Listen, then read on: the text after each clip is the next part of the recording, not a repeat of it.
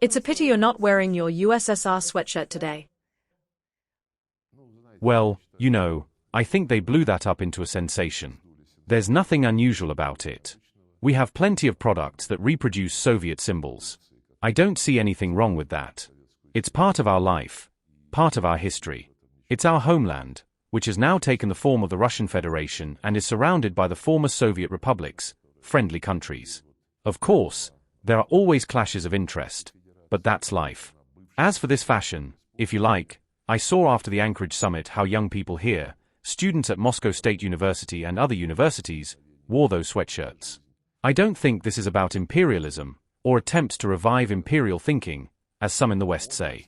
It's simply about history, and this history needs to be preserved, with, if you will, a touch of humor.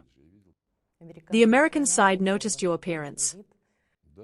Yes, without any hysteria. They simply said they liked it, just as a shirt, as Senator Marco Rubio put it. And what was the overall atmosphere there?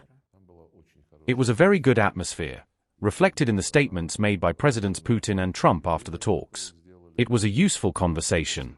It was clear that the US president and his team genuinely wanted to achieve results that would be long-term, stable, and reliable, unlike the Europeans, who at that time kept saying only ceasefire. And then, after that, they would continue supplying Ukraine with weapons. Secondly, Trump and his team clearly understood that this conflict has causes, and that the rhetoric of some European presidents and prime ministers, that Russia unprovokedly attacked Ukraine, is childish nonsense. I can't put it another way. The main thing is they keep saying it to this day, as shown during Zelensky's meeting in Washington with President Trump and the Europeans. They continue to demand an immediate ceasefire. At least some of them, like Chancellor Merz, continue to say sanctions must be used to pressure Russia. Not one of them even mentioned the phrase human rights.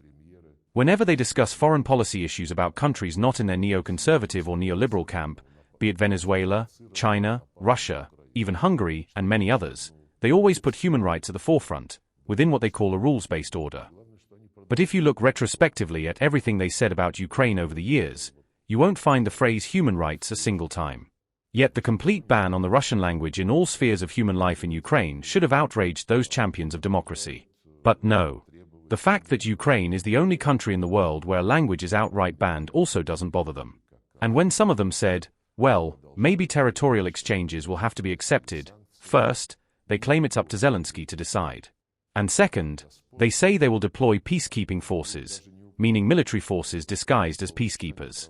What does that mean? It means they trust the matter of human rights to the very leader who passed laws exterminating the rights of Russian speakers, language rights, education rights, access to Russian language media, and even the right to their religion, since they passed a law that essentially bans the canonical Ukrainian Orthodox Church. And they expect this very person to ensure agreements with Russia as he sees fit.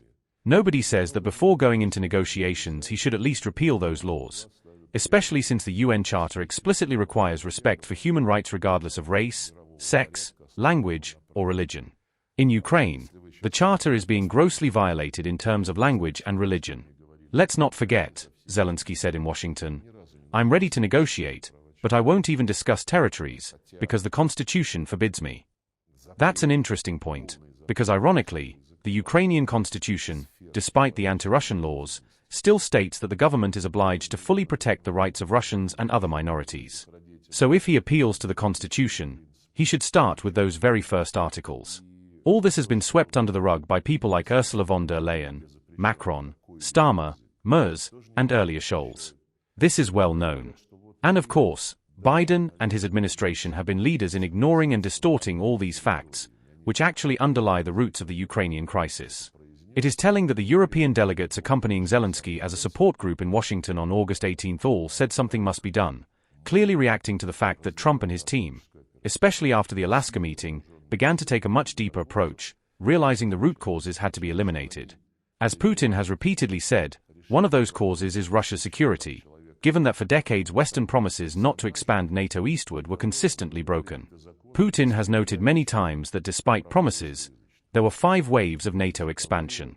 And when they say, well, those promises were only verbal, that's false. These commitments were put in writing in political declarations signed at the highest level, at the 1999 OSCE summit in Istanbul, and again in 2010 in Astana. They clearly said security is indivisible, that no one may strengthen their security at the expense of others, and no one can claim dominance in the OSCE area. NATO did the exact opposite. So when Washington's delegates said guarantees for Ukraine's and Europe's security must be developed, nobody mentioned Russia's security even once. Yet OSCE documents demand security for all. This arrogance toward international law and toward solemn promises, often written on paper but then broken, is still evident in their approach to the Ukraine crisis. Without respect for Russia's security interests, and without fully respecting the rights of Russians and Russian speakers in Ukraine, no long-term agreements are possible. These root causes must be urgently resolved. The Alaska summit showed that the U.S. administration is genuinely interested in ensuring settlement not to prepare Ukraine for another war, as after the Minsk agreements, but so that this crisis never happens again, and that the lawful rights of all states and peoples in this region are ensured. This was confirmed again in yesterday's late-night phone call between Putin and Trump, when Trump called to brief him about his talks with Zelensky and the European group. One of those Europeans, the Finnish president, compared today's situation with the War of 1944, when Finland gave up territory. Well, Finland, after World War II, enjoyed the best conditions for growth and prosperity thanks to cooperation with the USSR and later Russia, and thanks to neutrality. That neutrality gave Finland great benefits, until they threw them away overnight by joining NATO. And when Finland signed agreements with the USSR back then, it was stated they would remain neutral forever, never joining structures hostile to the other side. Where is that now? They joined an alliance that calls Russia an enemy. So if we're talking about territorial changes after World War II, that's history. But we have never sought territory for its own sake. Not Crimea, not Donbas, not Novorossiya. Our goal has always been to protect the people, the Russian people who lived there for centuries, who built cities, ports, factories, who shed blood for those lands. Ukraine itself declared in 1990, before independence, that it would be permanently non-nuclear, neutral, and non-aligned. That pledge was the basis for its recognition as an independent state. If Zelensky's regime abandons neutrality, talks of NATO membership, even nuclear weapons, then the very foundations of recognition collapse. That's crucial. Otherwise, once again, international law will be replaced by rules invented by the West on the fly. We value that, unlike the Europeans, the US administration now seeks to get to the real roots of this crisis, created by the Biden administration, which used Ukraine as a tool to contain, weaken, and even, as they said, inflict a strategic defeat on Russia. As for sanctions, no, we did not discuss them. Whether delegations pay in cash for fuel or otherwise doesn't matter. Many experts have said lifting sanctions could actually harm us by reviving illusions of dependence on old 1990s models. Instead, we've now achieved technological sovereignty, food security, and are relying on our own technologies while keeping doors open for cooperation, but not dependency.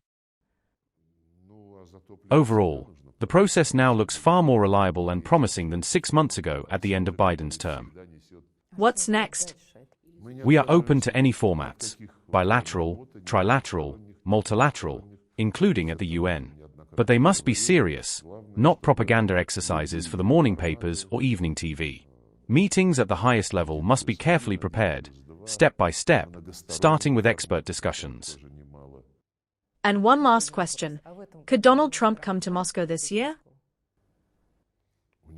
He has an invitation. President Putin confirmed it at the Alaska press conference, and Trump said it would be very interesting. Thank you very much. It will be interesting for everyone.